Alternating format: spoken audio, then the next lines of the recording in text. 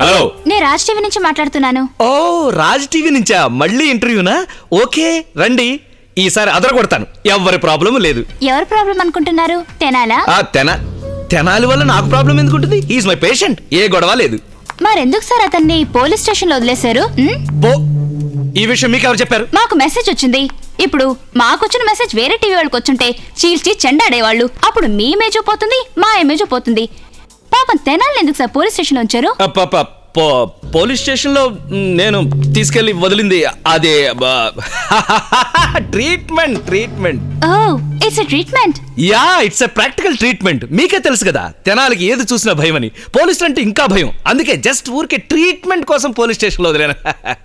I'm sorry sir, మిమ్మల్ని disturb చేశాం. Okay it's all right. తర్వాత సార్, మేము కొడైకెనాల్ వచ్చే పనుంది, ఒక టీవీ సీరియల్ విషయంగా. అక్కడికి వచ్చినప్పుడు మీతో ఇంకా ఇంటర్వ్యూ తీసుకోవచ్చుగా? Okay, most welcome.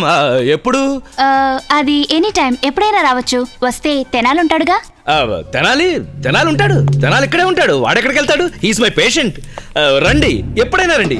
నేను వాడిని తీసుకురావడానికే పోలీస్ స్టేషన్ బయలుదేరుతున్నా. మీరు ఇచ్చినట్టు ట్రీట్మెంట్ ఇవ్వడానికి వేరే డాక్టరే లేరు sir. Thank you. Police station.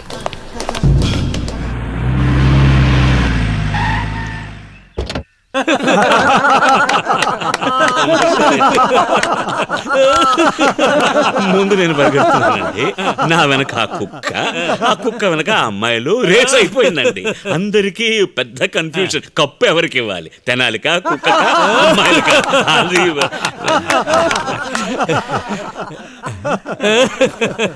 రండి డాక్టర్, రండి కూర్చోండి. ఏమిటి విషయం? నేను ఇతన్ని మీరేం చెప్తారో నాకు తెలుసు sir.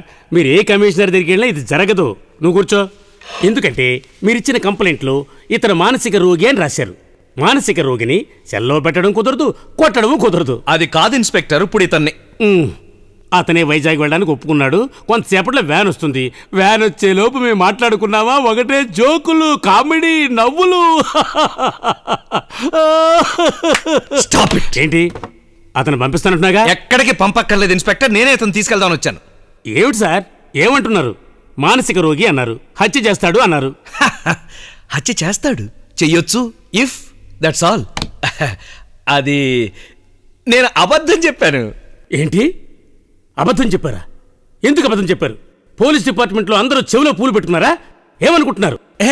Treatment it's all part of my treatment. Okay లే. నేను మీకు నా మనసు విప్పి ఓ మాట చెప్పాలి. ఇక్కడ ఏమీ చెప్పక్కర్లేదు, రా. డాక్టర్, మీరు మామూలు డాక్టర్ కాదు, దైవ వైద్యులు, వైద్యేశ్వరులు. మీకు ఒక గుడి కట్టి ఆ గుడి గోపుర కలశానికి పాలు పోసి డికాషన్ వేసి చక్కెరేసి కలిపి. కాదు, అది కాఫీ. నేను చెప్పేది కుంభాభిషేకం. సరే వదిలే. అలా వదలకూడదండి. మీరు నన్ను పోలీస్ స్టేషన్లో వదిలేసరికి ఎందుకో తెలియక అపార్థం చేసుకున్నాను, నన్ను క్షమించండి. కానీ ఇప్పుడే అర్థమవుతోంది మీరు చేసే ప్రతి పని ట్రీట్మెంట్ అని. ఏమైంది డాక్టర్? ఇది ట్రీట్మెంట్ కాదు, వీపు దురదగా ఉంది. గోకమంటారా? వద్దు. సరే, ఈ శూలంతో గోక్కోండి. మీరు గోక్కోవచ్చండి, మీరు దైవం, నేను మనిషి, నేను గోక్కుంటే పాపం.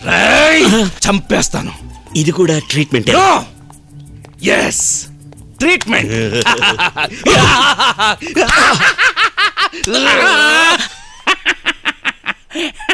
తెనాలి,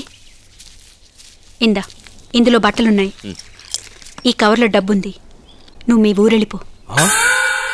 అయ్యో, ఏంటి వదినా మీరు పార్టీ మార్చేశారు?